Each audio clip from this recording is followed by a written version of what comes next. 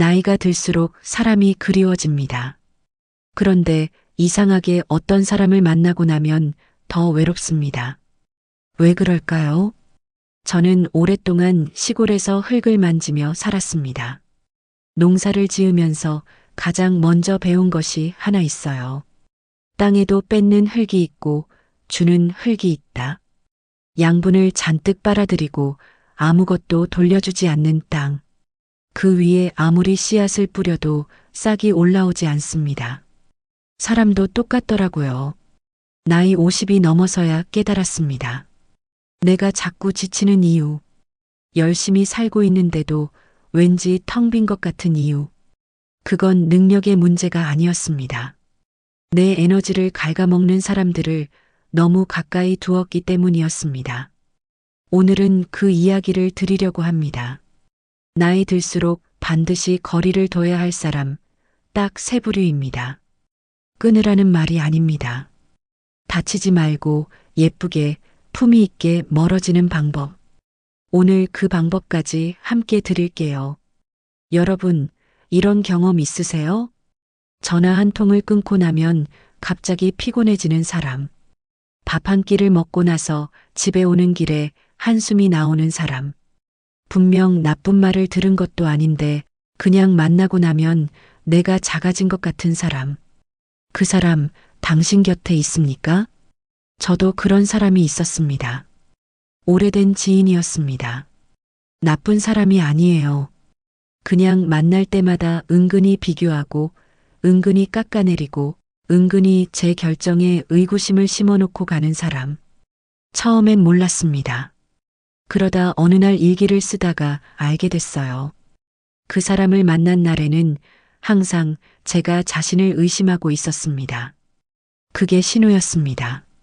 오늘 제가 말씀드릴 세 부류의 사람들, 나쁜 사람이 아닐 수 있습니다. 하지만 내 삶의 토양을 망치는 사람들입니다. 첫 번째 부류, 습관적으로 깎아내리는 사람. 이 사람들의 특징은 직접적으로 욕하지 않는다는 겁니다. 이런 말을 합니다. 야, 너는 그래도 잘 살고 있네? 나 같으면 그 나이에 못했을 것 같은데. 칭찬처럼 들립니까? 아닙니다. 이 말 속에는 그 나이에 그게 전부냐는 메시지가 담겨 있습니다. 요즘 것들은 너무 예민해. 우리 때는 그냥 다 참고 살았는데. 내가 어떤 고민을 꺼내면 돌아오는 말이 이겁니다. 내 감정을 예민함으로 포장해서 무력화시키는 것이죠. 애는 낳고 살아야지. 그렇게 살면 나중에 후회한다. 그 사람이랑 결혼은 무슨 그냥 혼자 사는 게 낫지 않아? 물어보지도 않았는데 내 선택에 의구심을 심어놓습니다. 이 사람들은 왜 이럴까요? 악의가 있어서가 아닙니다. 본인이 자신을 사랑하지 못하기 때문입니다. 자신이 초라할 때 옆 사람을 조금 낮추면 상대적으로 편해지거든요. 이것은 의식적인 행동이 아닙니다. 무의식 중에 그렇게 하는 겁니다. 그래서 이 사람을 미워할 필요가 없습니다. 다만 가까이 둬서는 안 됩니다. 어떻게 거리를 둘까요? 직접적으로 당신이 나를 깎아내린다고 말하지 않아도 됩니다. 그 말은 관계를 상처로 끝냅니다. 대신 이렇게 하십시오. 첫째, 만남의 빈도를 줄이십시오. 한 달에 한 번 보던 사이라면 2달, 3달로 늘리는 겁니다. 갑자기 끊지 않아도 됩니다. 자연스럽게 느슨해지게 두는 겁니다. 둘째, 깊은 이야기를 꺼내지 마십시오. 날씨 이야기, 밥 이야기는 해도 됩니다. 하지만 내 속 이야기, 내 꿈, 내 고민은 꺼내지 않는 겁니다. 깊은 이야기를 해야 깎아내릴 거리가 생기거든요. 셋째, 깎아내리는 말이 나오는 순간 화제를 바꾸십시오. 부드럽게, 하지만 단호하게. 아, 맞다. 오늘 날씨 좋죠? 산책이나 한번 해볼까요? 논쟁하지 않습니다. 반박하지 않습니다. 그냥 채널을 돌리는 겁니다. 깎아내리는 사람에게서 멀어지는 가장 품위 있는 방법은 반박이 아니라 무관심입니다. 내가 흔들리지 않으면 그 말은 힘을 잃습니다. 두 번째 부류 언제나 피해자인 사람. 두 번째 부류입니다. 언제나 자신이 피해자인 사람. 이 사람들과 있으면 항상 내가 가해자가 됩니다. 아무것도 잘못하지 않았는데 말이죠. 이런 분들이 있습니다. 전화를 걸어오면 항상 하소연입니다. 배우자가 나쁘다, 자식이 나쁘다, 세상이 나쁘다. 한 시간을 들어줍니다. 위로를 드립니다. 전화를 끊고 나면 그분은 개운해집니다. 저는 무너집니다. 다음 주에 또 전화가 옵니다. 똑같은 이야기입니다. 제가 지난번에 드린 조언은 없었던 일이 됩니다. 또 한 시간을 드립니다. 이것이 반복되면 어떻게 됩니까? 저는 서서히 메말라 갑니다.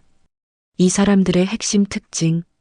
첫째, 해결을 원하지 않습니다. 공감을 원합니다. 정확히는 에너지를 원합니다. 조언을 드려도 따르지 않는 이유가 여기에 있습니다. 문제가 해결되면 하소연할 거리가 없어지거든요. 둘째, 죄책감을 씁니다. 나는 이렇게 힘든데 넌 바쁘냐? 내가 내 덕에 살아. 이 말들이 나를 묶어두는 올가미입니다. 셋째, 진짜 변하지 않습니다. 오해하지 마십시오. 변할 수 없는 게 아닙니다. 변화를 선택하지 않는 겁니다. 불행이 그분의 정체성이 되어버린 겁니다. 그렇다면 어떻게 합니까? 이 부류가 제일 어렵습니다. 정이 들어있으니까요. 불쌍하니까요. 하지만 명확하게 말씀드립니다. 당신이 그 사람의 에너지 공급원이 되는 한 그 사람은 스스로 일어설 이유가 없습니다. 당신이 멀어지는 것이 그 사람에게도 오히려 도움이 될 수 있습니다. 거리두는 방법을 드리겠습니다. 첫째, 경청의 시간을 제한하십시오. 제가 오늘 30분 정도밖에 시간이 없어서요. 거짓말이 아니어도 됩니다. 내 시간은 내가 정하는 겁니다. 둘째, 공감 후 공을 넘기십시오. 많이 힘드셨겠네요. 그래서 본인은 어떻게 하실 생각이에요? 해결사가 되지 마십시오. 거울이 되십시오. 공을 다시 돌려드리는 겁니다. 셋째, 전화를 줄이십시오. 미안해하지 않아도 됩니다. 당신이 소중하기 때문입니다. 산소 마스크는 내가 먼저 씁니다. 불쌍한 사람을 돕는 것과 그 사람의 불행에 연료를 공급하는 것은 다릅니다. 진정한 도움은 때로 거리입니다. 세 번째 부류입니다. 이것이 가장 슬픈 부류입니다. 내 성장을 불편해하는 사람. 아이러니하게도 이 사람들은 대부분 오래된 인연입니다. 가족일 수도 있습니다. 오랜 친구일 수도 있습니다. 내가 변하려 할 때, 새로운 것을 시작하려 할 때, 이 사람들이 나타납니다. 갑자기 유튜브는 왜 해? 나이도 있는데. 그거 해서 뭐 돼? 괜히 창피하게. 넌 원래 그런 사람 아니잖아. 마지막 말이 제일 무겁습니다. 넌 원래 그런 사람 아니잖아. 이 말은 당신을 과거에 가두는 말입니다. 당신이 변하면 자신들의 세계가 흔들리기 때문입니다. 당신이 성장하면 그들은 상대적으로 제자리에 있는 것처럼 느껴집니다. 그게 불편한 겁니다. 이 사람들과의 관계에서 오해하면 안 되는 것. 그들이 당신을 싫어해서가 아닙니다. 오히려 익숙한 당신을 좋아하기 때문에 그렇습니다. 예전의 나를 원하는 겁니다. 하지만 여기서 물어봐야 합니다. 예전의 나로 돌아갈 것입니까? 아니면 지금의 나로 살아갈 것입니까? 두 가지를 동시에 가질 수 없습니다. 어떻게 거리를 둡니까? 첫째, 설명하지 마십시오. 내가 왜 이것을 하는지, 왜 변하려 하는지, 설명하려 하면 할수록 논쟁이 됩니다. 설명은 허락을 구하는 것처럼 보입니다. 허락이 필요 없습니다. 그냥 한번 해보고 싶어서요. 이것으로 충분합니다. 둘째, 결과로 대화하십시오. 말로 설득하려 하지 마십시오. 내가 실제로 변해가는 모습을 보여주십시오. 그것이 가장 강한 메시지입니다.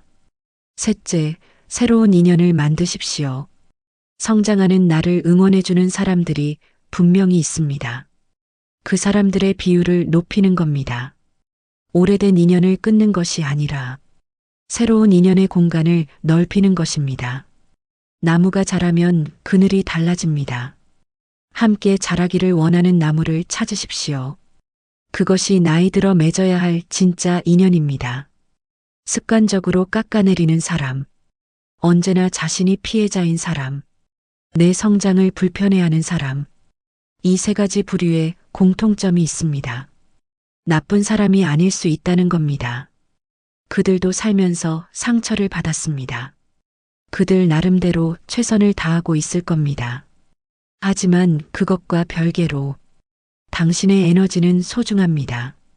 당신의 남은 시간은 한정되어 있습니다. 나이 들수록 시간이 느려지는 게 아닙니다. 오히려 빨라집니다.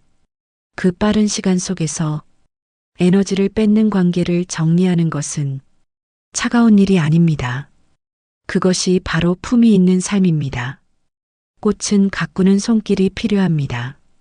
하지만 잡초를 뽑는 것도 정원을 가꾸는 일입니다.